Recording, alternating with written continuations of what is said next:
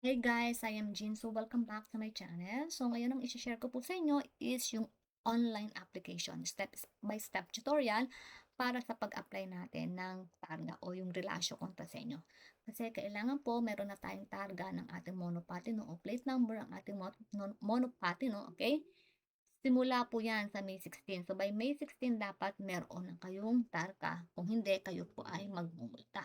So, online po ang gagawin nating application. I-search nyo lang po sa Google yung Portale del Automobilista.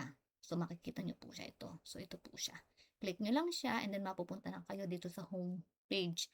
Pagdating natin dito sa home page, okay, hanapin nyo lang po dito sa Servizio Online yung Monopathini Contrasenyo Identificativo.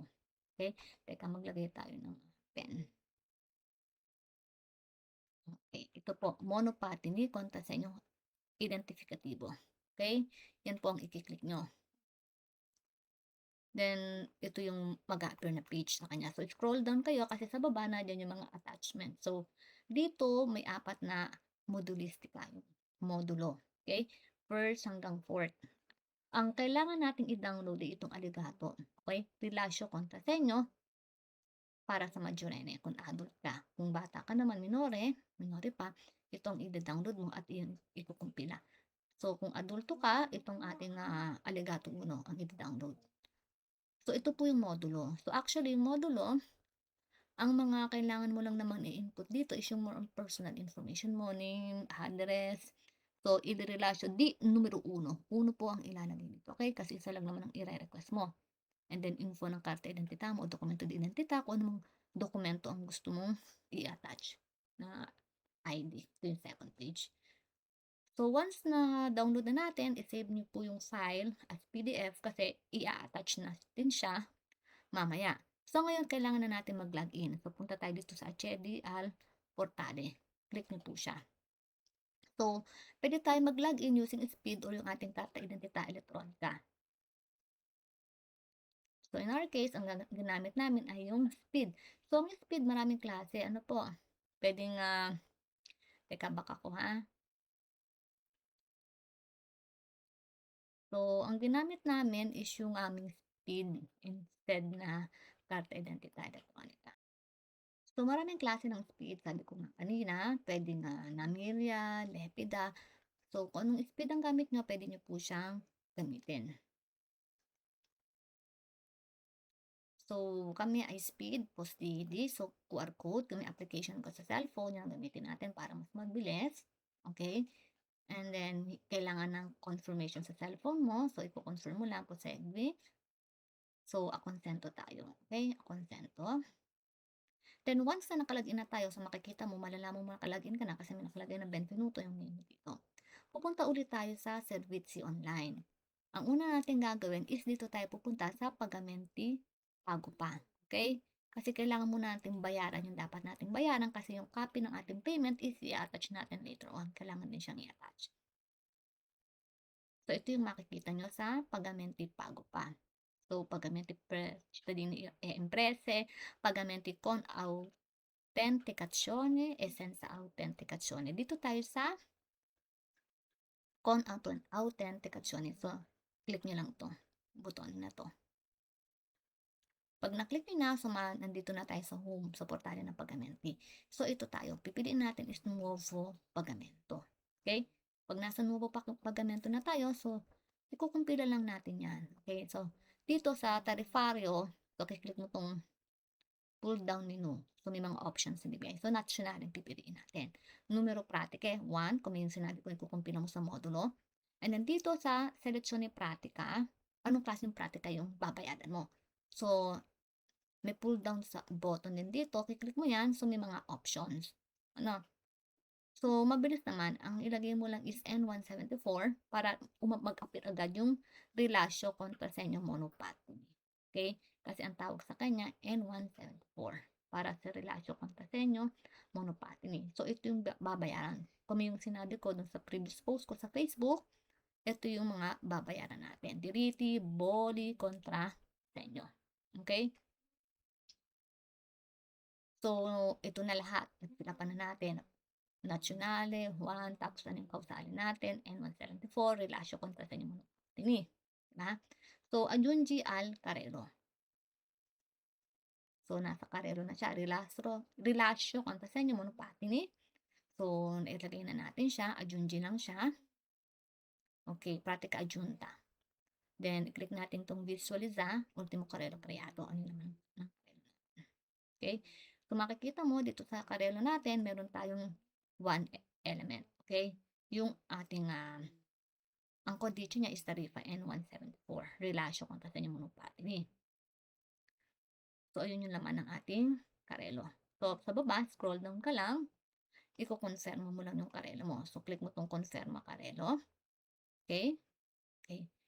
Pagka na-confirm mo na siya, ito yung next na mag-a-appear sa kanya, inserimento soggetto pagatore.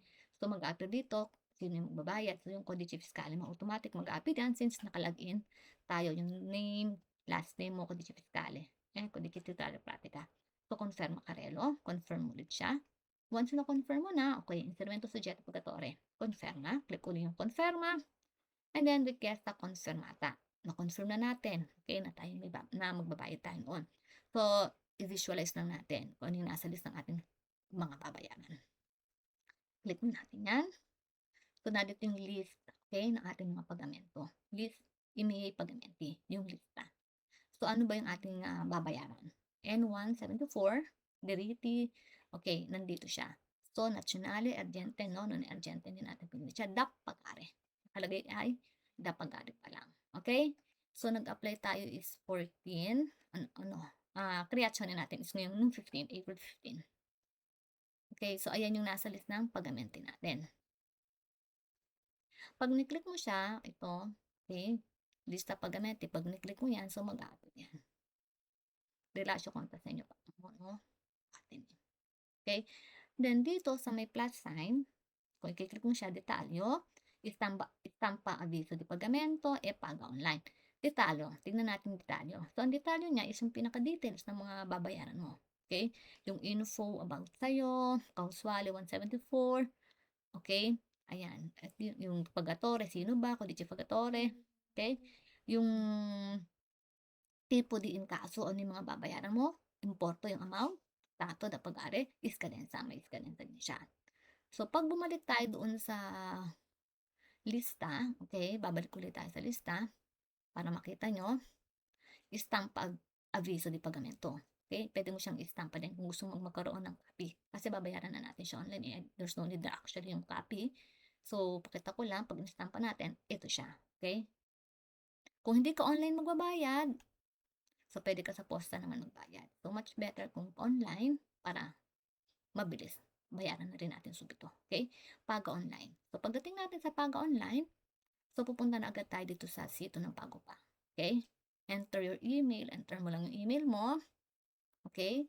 Then, pwede kang mag-login ka sa Speed o yung using yung Carta Identità Electronica. Okay? So, login tayo using Speed.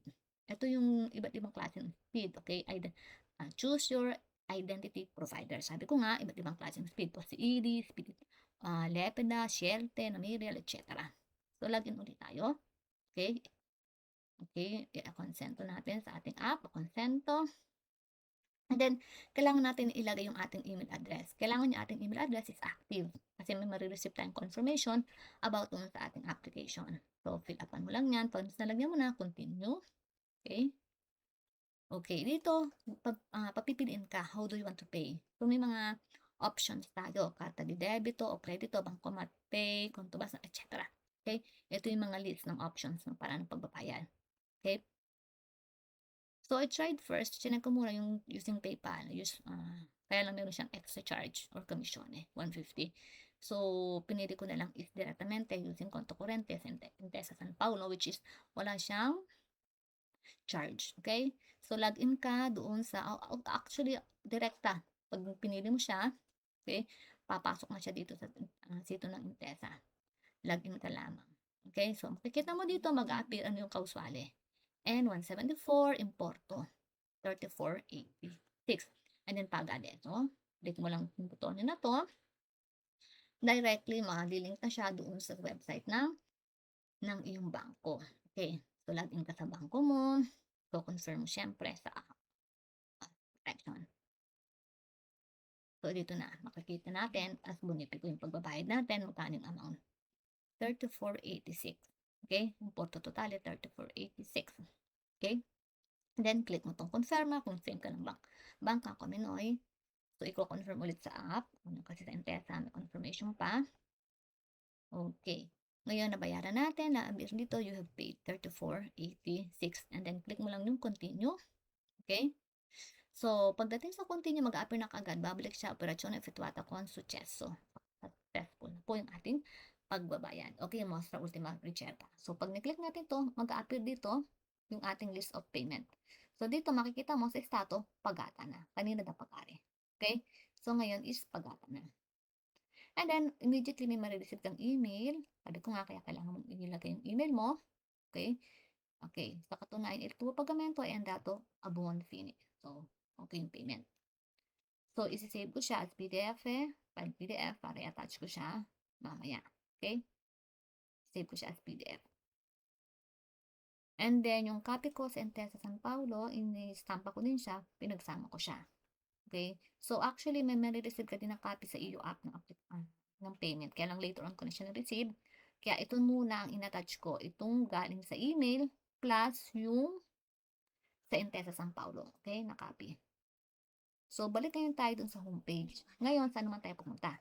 Dito naman tayo pupunta sa Gestione Pratiche online. Okay? Ito naman po ang i-click mo. Okay? Click nyo yan. Then, pag nandito na kayo, ito, accedi alla piattaforma. Kasi gagawa na tayo ng pratika. Okay? Pag na-click mo yan, ito mag-a-appear.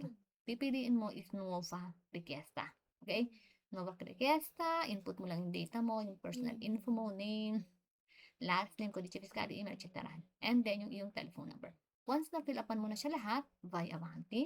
Okay, Avanti. Pupunta ngayon tayo dito sa, yung una kasi ang grafika info mo. Sunod, tipologiya. So, saang officio? Pipili ka ng officio. Okay? Kung saang officio. Kami nakatira sa Milano, so Milano pipiliin ko kung saang probinsya ka. Okay? Milano, tapos, selezione tipologia pratica. Ano bang tipo ng pratica ang pipiliin mo? Kailangan mong i-apply o gawa ng demanda o ng pratica. So, yung atin is relasyon. So, medyo marami siya. So, type ko na kagad dito sa taas, sa search bar, yung relasyon. Kasi ang aking i-request ay relasyon kontra sa inyong monopatini. So, para mas mabilis, tinype ko na kagad siya dito. Okay? Kasi scared sa mag-scroll down pa ako pag ano. So, relasyon kontra sa inyong monopatini. Then, after that, Avanti ka lang din. Okay? Avanti ulit. Click mo yung Avanti. Makikita mo dyan. Milano yung pinili ko. Relasyon kontra sa inyong monopatini. Then, Avanti. And dito na sa part na to, kasi tapos na tayo sa grafika, tipologiya, documenti. Dito na tayo mag-attach ang ating documents. So, sabi ko nga kanina, yung modulo na una kong pinag-download, yun ang i-attach mo dito. Modulo di richiesta relasyon kontra sa inyo. Ricevuta di pagamento. Okay? Della tarifa. N 174. And then, yung iyong dokumento di identita o pasaporto. Okay? Ayan yung mga documents na i-attach. So, kung gusto mo din mag-delega, kung hindi mo makukuha siya, mag-delega ng tao. Itong Visura, CCIAA, kung impresa, dokumento di identita para sa minore. So, hindi naman tayo minore. So, ito ang i-attach natin. Itong tatlong ito. Okay? Hindi na tayo magdedelega kasi yung nag-apply siya na direkta. Re-retiro once available. So, tatlo. Yun po. Na-attach na natin. So, naka-verde na siya. After nyan, ba-avante ka na lang. Click mo avante. Okay? Note. Kung gusto mo maglagay ng extra note or info. Okay? So, wala naman. So, forward na natin yung application. So, yan na. Sabi niya, la tua richiesta è stata inoltrata correttamente. So, visualize natin yung history ng list. So, ito po siya. Pag ni-click mo itong visualize, okay, ayan, mag-apply sa kanya. Elenco note de algo utente yung ID number niya. Okay? So, pag ni-click natin to, home, nuova richiesta, pag nuova richiesta, magagawa ka po ng richiesta, nakagawa na tayo. Le mie richieste. Dito sa le mie richieste, nandito lahat ng request na ginawa mo o pratika na ginawa mo. So, meron ako ditong dalawa. Yung isa nasa botsa, hindi ko siya tinapon. So, nag-try ako magkumpila nung unang araw. So, hindi ko siya tinapos, hindi ko na siya dinilit, nagawa ko ng panibago noong 15th of April. So, ang status niya is in all track. Okay? Dito sa kung makikita niyo ito, para magnifying glass, puwede niyo siyang i-click, okay? Nandiyan yung detalyo at saka estado requesta. 'Pag na-click mo yung detalyo, 'di mag-a-appear yung details ng pratika mo, okay?